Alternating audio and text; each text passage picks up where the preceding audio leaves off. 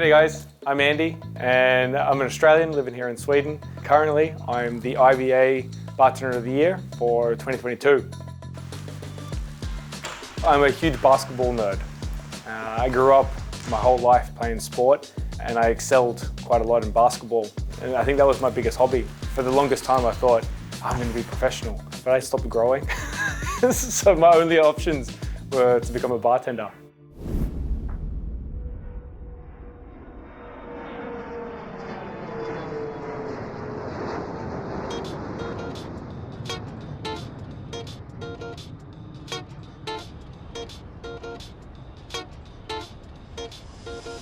I wanted to get in touch with my roots from back in Peru.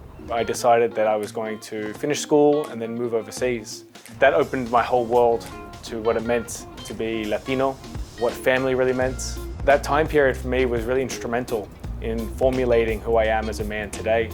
So after I spent a couple of years living based in Lima, I went backpacking through all South America. That sparked this need for exploration. Broadening my horizons and broadening my cultural perspectives influenced how I would create drinks later on in my career.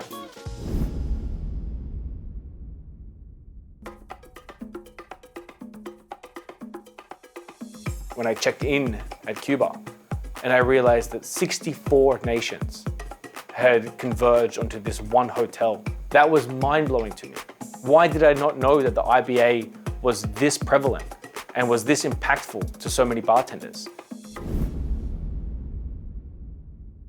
Once we knew what the 5 drinks were going to be, I locked myself in the room and I just went through training for 4 hours. Just training each and every single movement, where I was going to look, when I was going to smile, making sure the labels were going to be out, all these micro details. I've been competing and I've been performing in a bar for most of my adult life, so that wasn't the stress. Where the stress lied was the fact that out of 64 countries, in 4 hours, 45 countries go home.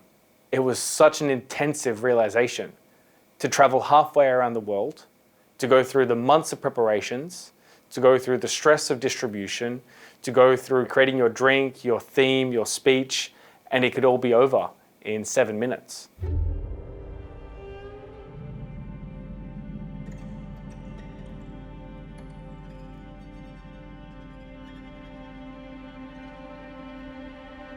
What I was leaving behind in Sweden for 2 weeks, it's so valuable to me as a family man that if I was going to go and compete on the world stage, it had to be for a reason.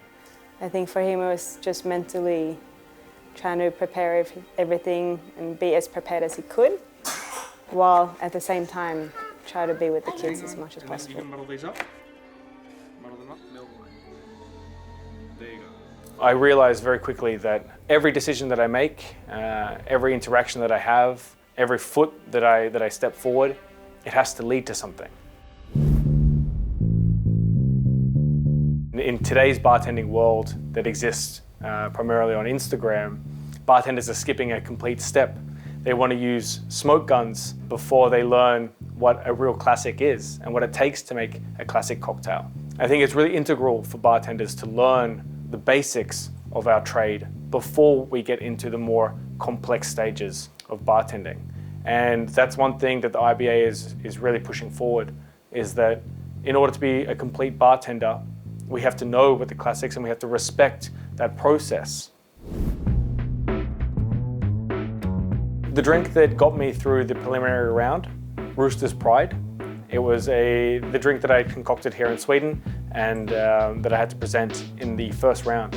The idea was the rooster rises in the morning and it welcomes the day, and the bartender rises in the evening to welcome the night.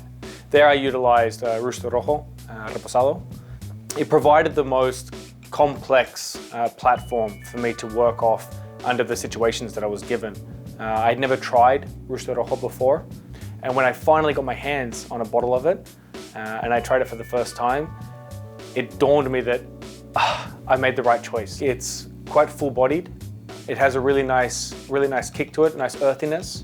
It's sweet enough that you can enjoy it just neat. And I think that that's the best way to appreciate a tequila like this. Tequila is one of those spirits that it's so great to celebrate, you know, when you are meeting new people. It's that go-to shot. But I think that the quality of tequila that's coming out these days, it's really providing another occasion for people where it isn't just about that momentary celebration moment, but it's more about the celebration of appreciation and time, right? Because a good tequila takes time. And I think that in order to savor that moment and to pay respect to the brand and to the category, you know, sitting down and sipping with friends is that's the way to go. There are tall ships, and there are small ships, and there are ships that sail the sea.